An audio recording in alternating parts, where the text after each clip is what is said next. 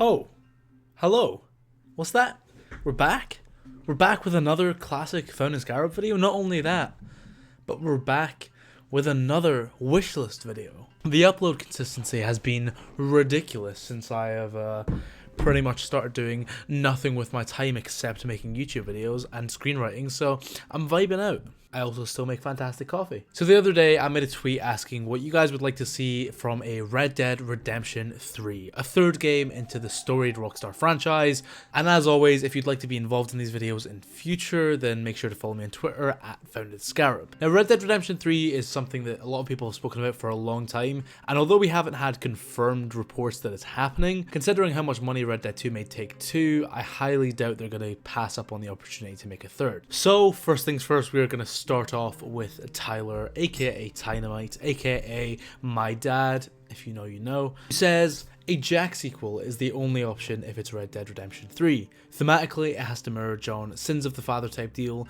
You can't grow up the way Jack did and not face the demons that come with it. If it is Red Dead 3, it's the redemption of his family by not allowing history to repeat. Now, I understand exactly where Tyler is coming from here, because the word redemption in the Red Dead franchise has been intrinsically linked with the story of John Marston, the story of that family, how Arthur impacted that family, how John wasn't able to break the cycle of violence that Arthur tried to, and in the original game's epilogue, how Jack wasn't able to either. So if we were to get a Red Dead Redemption 3, I understand the point of view of having to continue the story of that family through Jack, how he would evolve and escape the life of violence and revenge that John and Arthur led before him. And considering how much character building Jack has had, both in the original game and in the prequel, it wouldn't surprise me at all if we were to get another game with him, as the epilogue doesn't really do him justice in my opinion. On the flip side though, we have Josh, who says that it should be another prequel, a prequel to the Vanderling Gang, where we would see more of Hosea, Dutch and Arthur in their prime. And this is another angle that has been spoken about a lot in Rockstar circles.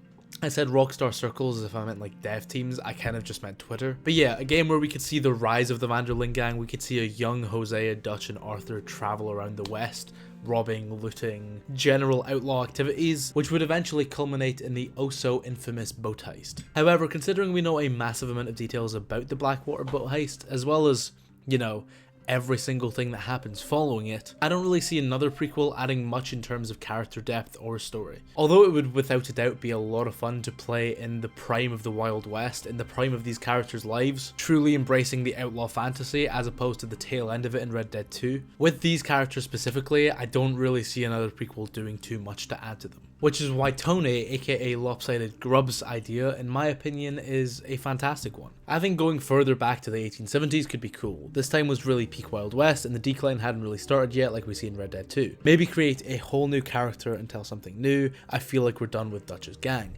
And I entirely agree for the most part. I think that if we do get another Red Dead game, it definitely needs to get rid of the Vanderling Gang and get rid of all those characters. Obviously they'd still exist, but I wouldn't want to interact with them in the slightest, because at the end of the day, we know their stories, we know their arcs, we know where they end up. And there is so much character building in those original two games for pretty much every single member of the gang that I don't really see what more could do to it. Creating an entirely new cast of characters, however, provides endless options to add a whole new dimension and layer onto the world of the Wild West that Rockstar has created. We could enter entirely different regions of America, we could go back 30, 50, 70 years, and we could explore an entirely new journey that focuses on brand new themes. A story that, instead of exploring death and decline and redemption, explores the questionable morals and ethics of the rise of the Wild West. It would also give us an opportunity to see a far less developed America, which of course would mean expansions on the wildlife and camp systems, two of the best but slightly underdeveloped systems in Red Dead 2. Hell, it could convert the series into more of a survival game than anything else, which would put a whole new spin on not just Red Dead games, but Rockstar games as a whole.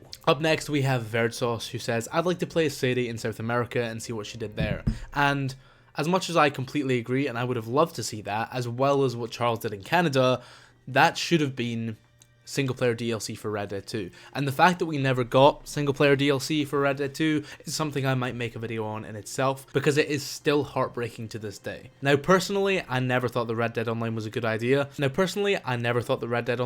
idea. I didn't think that kind of gameplay would integrate well into the world that Red Dead 2 had. Feel free to disagree with me there. If you enjoy it, I don't care, but the fact of the matter is, Red Dead 2 is a single player game at its core, and there were countless opportunities set up to have single player DLC, whether that was a remake of the original game in that engine, or it was exploring Sadie in South America or Charles in Canada in the post-game. Even if I did personally enjoy Red Dead Online, I don't think I would ever be fully content with it without having a single player DLC to go along beside it. And although we can still hope, it's not really in Take-Two's character to do anything that will risk losing the money, and not focusing on online modes will definitely lose the money. So yeah, we're never gonna find out what happened to Sadie or what happened to Charles. That's fine. That's fine. We should have. We could have. It was right there. It was right there. Just Mexico, bro. It's not that hard. It's not that hard. We've done it before. You've done single player DLC before. Red Dead 1 had a single player DLC. But it's fine.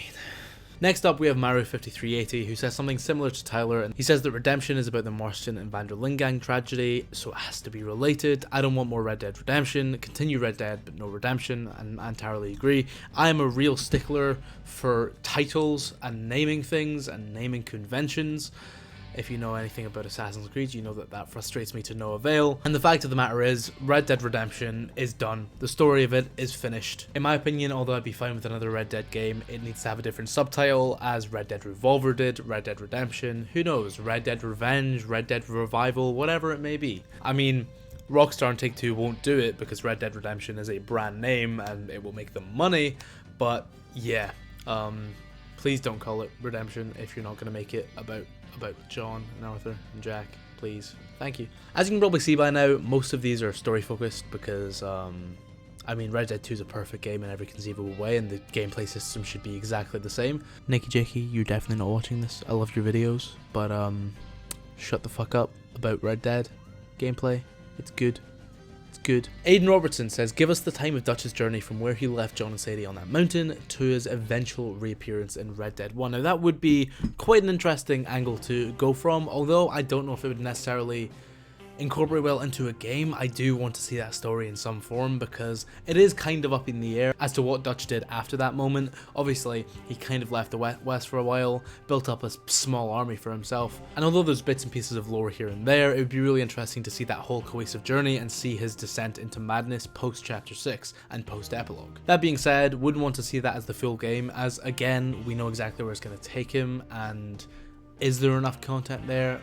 It's up for debate. Next up we have Sif, who says, I think I'd want an origin story set in Egypt detailing the creation of the first gang. I think introducing fresh mechanics like RPG elements, a leveling system and loot would give Red Dead the breath of fresh air it really needs. And I could not agree more. I mean, at the end of the day, does anyone really like Rockstar games anymore? I think they're getting a little bit stale. I mean, who really wants to go around the Wild West shooting people and role-playing a cowboy? Like, who wants to do that? No one's ever found that fun. No one finds that fun anymore. What we really need is loot. We need a hell of a lot of loot. We need crafting for our guns. Guns should not be one-shot headshots. That's too simple. That's too basic. We need upgradable pistols. And as for Egypt, I really think it would fit the franchise, you know, the open world aspect of it. It would create a massive, expansive, interesting world filled with historical details. So yeah, absolutely.